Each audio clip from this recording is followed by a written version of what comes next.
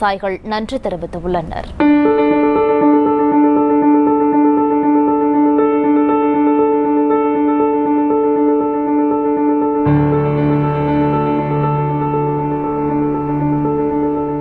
விழுப்புரம், கடலூர் ஆகிய மாவட்டங்களுக்கு விவசாயம் மற்றும் குடிநீர் ஆதாரமாக விளங்குகிறது தென்பெண்ணை ஆறு. திருவண்ணாமலை மாவட்டத்தில் தொடங்கும் இந்த ஆறு விழுப்புரம் மற்றும் கடலூர் ஆகிய மாவட்டங்களை கடந்து கடலில் கலக்கிறது. மேலும் சாத்தனூர் அணை நிரம்பும் போது தென்பெண்ணை ஆற்றில் நீர்வரத்து அதிகரித்து காணப்படுவது வழக்கம். இந்த நிலையில் ஆற்று நீர் வீணாக கடலில் கலப்பதை தடுக்கும் வகையில் தடுப்பணை ஒன்றை கட்ட வேண்டும் என இரு மாவட்ட விவசாயிகளும் தமிழ்நாடு அரசுக்கு கோரிக்கை விடுத்தனர். விவசாயிகளின் கோரிக்கையை உடனடியாக ஏற்ற தமிழ்நாடு அரசு தளவானூர், எனத்திரிமங்கலம் இடையே புதிய தடுப்பணை கட்ட உத்தரவிட்டது. அதற்காக 25 கோடியே 37 லட்சம் ரூபாய் நிதியும் ஒதுக்கீடு செய்யப்பட்டது. கடந்த ஆண்டு ஜனவரி மாதம் தொடங்கப்பட்ட கட்டுமான பணிகள் கடந்த ஏப்ரல் மாதத்தில் முழுமையாக நிறைவடைந்தன. மேலும் விழுப்புரம், கடலூர் மாவட்ட எல்லையான டி. கள்ளிப்பட்டு, தென்பெண்ணை ஆற்றிலும் 33 கோடி ரூபாய் மதிப்பில் தடுப்பணை கட்டி முடிக்கப்பட்டது. இந்த ஆற்றுக்கு நடுவில் தடுப்பணை கட்டணும்னு சொல்லிட்டு பல வருடங்களாக கோரிக்கை தமிழக அரசுக்கு வச்சோம்.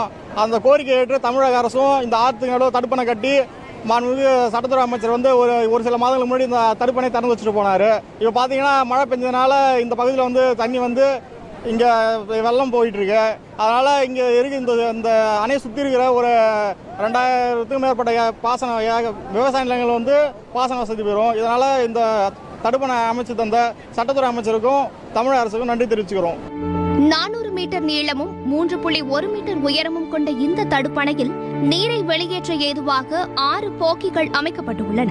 இந்த தடுப்பணை மூலம் தென்பெண்ணை ஆற்றை சுற்றியுள்ள 13 கிராமங்கள் பாசன வசதி பெறுவதுடன் விழுப்புரம் மற்றும் கடலூர் ஆகிய மாவட்டங்களில் உள்ள 87 திறந்தவெளி கிணறுகளும் பயன்பெறும்.